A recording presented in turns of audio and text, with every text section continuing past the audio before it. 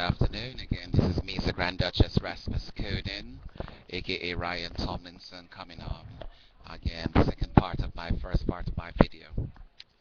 Second half of the first half of my video, I wanted to highlight certain things that are an injustice in society.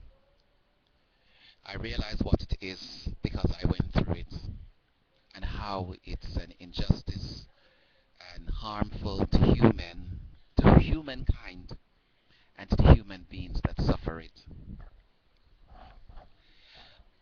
I am no longer in the capacity to function as I used to physically, as I am naturally able to. And this happened over the course in my time spent in the military, the US Army, under the Army Nurse Corps, where I was drugged, chemically assaulted, abused, and victimized. In this essence,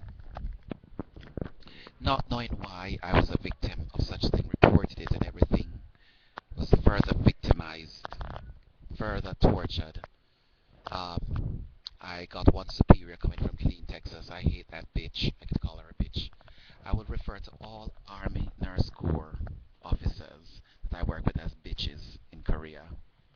They were hypocrites to their profession, to the intelligence to which they should have brought, and to the responsibility that they should have taken. And that is it. And if I should ever see any of those bitches again, I will tell them to fuck off. To be quite clear, I do not greet them with respect, and I cannot respect it for one thing, because it's been a very terrible injustice. As you listen to the first half of my video, I'm going to tell the second half of the story. I'm now here at Walter Reed, and how, like it or not, some of you may agree, homosexuals and homosexuality and the cure of it, and appellate, and what does that mean?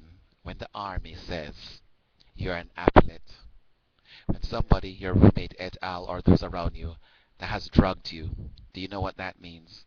In my grand femininity as a man, and that was not an issue, that means they want to make you more masculine.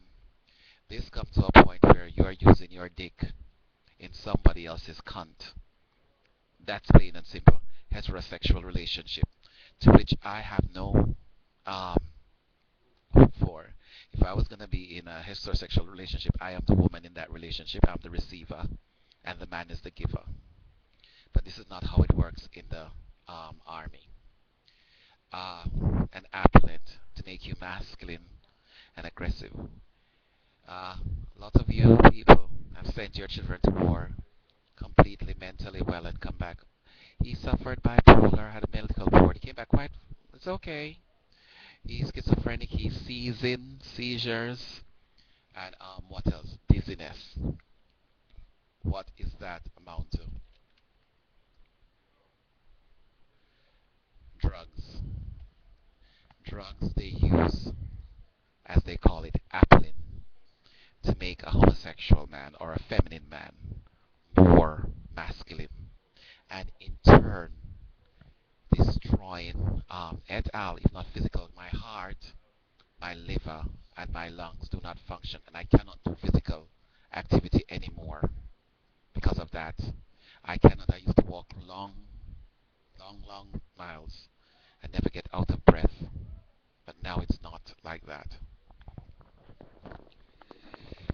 Darling, my public, that is what it is. And they come back with these drugs, psychotic drugs, appling, to make somebody masculine against their will.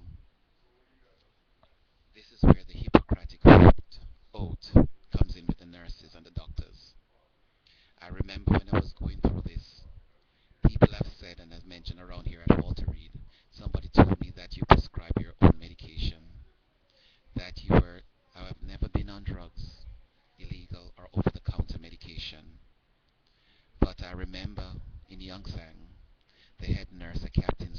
one day I was counting when I was being drugged, when I was counting, when I was taking medication out of the cabinet for a patient. I opened it and I turned around my neck to ask the patient a question. And I saw him as if he wanted to remove a vial of morphine, or if he removed it. It happened so quickly. This Captain C, the head nurse. I shut the drawer immediately, went and did a count. And he said, no, I'll take care of it. And I never got to saw the results of it. But this is how I was drugged and assaulted in Korea by these very same service member. That's one instance. And when you are subjugated and you come to the cafeteria, you never can tell what somebody may be serving you. But then again, I am not into the cafeteria. It never happened in the cafeteria. But of my the safety of my the safety of my water bottle. I saw a captain, Major GAF, one day as I left out, pouring something into my water bottle. And I doubled back and I said, hey, what is that? Oh, does that belong to you? I saw it with my own eyes. But such is life, of what we experience and what people become to know. And my own family not even supporting me on these accounts, but accepting of what it can be. I accepted the bastardness of my brother, my older brother, because he's the type of bastards. He has very um, good friends in the military, and his bastardness would not allow him to separate his masculinity from them. So therefore, I counted him null and void. While we were growing up, my grandfather, while he being the favorite, my grandfather taught me how to ignore people of ignorance and of strength, and let my mental strength be my friend, and what I know, and such it has been out of this time. While at 7 West at Walter Reed, I observed several patients with illegal drugs.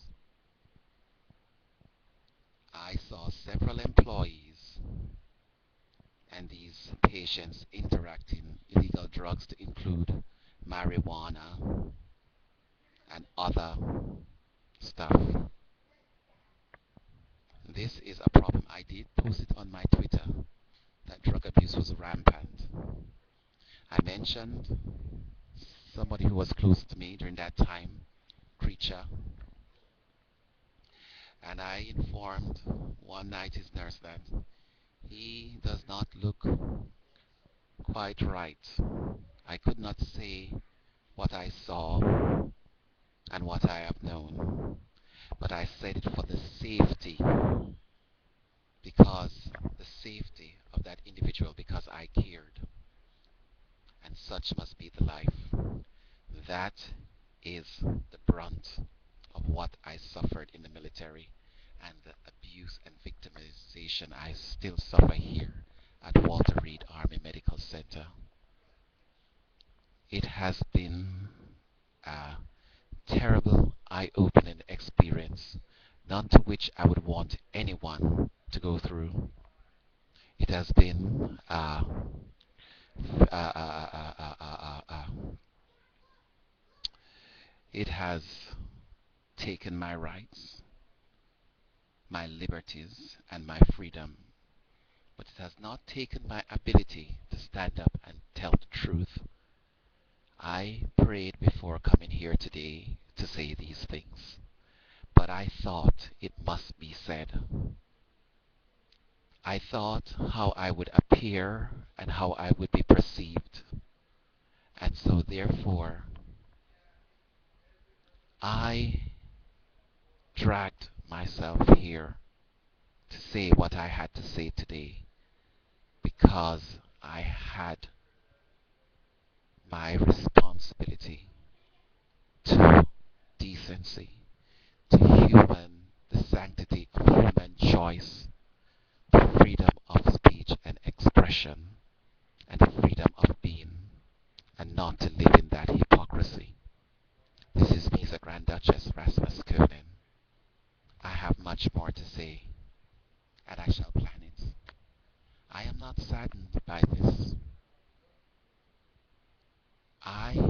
not standing up to fight anyone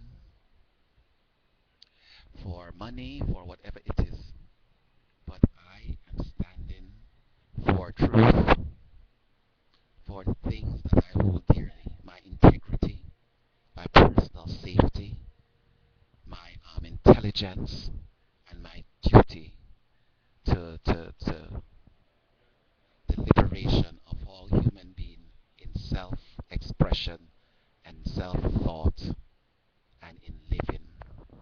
And if we advocate for such things, then we must, then I must stand up for it. Lesser people would not. I could take the money, I could say nothing, I could act a fool, but I will not be a fool to my life, a fool to the God that has made me, an enmity to the principles that has kept me, and in that I find comfort, hope, and safety. This is Misa Grand Duchess Rasmus Koenen, aka being of sound mind and body, not paranoid, not in a